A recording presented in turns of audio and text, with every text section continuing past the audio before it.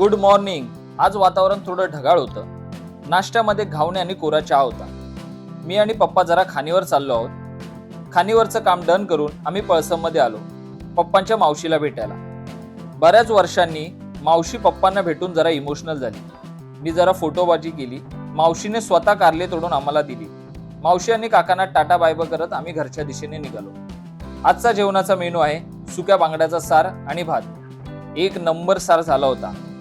प्राची आज आम्हाला एक स्पेशल लोकेशन दाखवायला घेऊन चालली आहे. मी टाटा पंच काढली आणि निघालो. 10 मिनिटं ट्रॅव्हल करून आम्ही या खास लोकेशनवर पोहोचलो. ही आहे मालडीची नदी. इतकं सुंदर लोकेशन आहे की याचं वर्णन करायला माझ्याकडे शब्दच नाहीये. खूप शांत वाटलं या ठिकाणी. माझी आई हळूहळू चालत पाठून येत होती.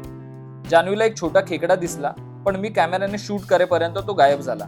नदीचं पाणी खूपच निव्वळ आहे. जान्हवी पाण्यात डुबकी मारत होती. मी पण विचार केला आपण पण एक डुबकी मारू. पाण्यावर दगड मारले. प्राचीने पण दगड मारला, पण तो पुढे गेलाच नाही. 1 तास तरी आम्ही या नदीवर होतो, पण घरी जायचं मन होत नव्हतं. फायनली परतीची वेळ आली.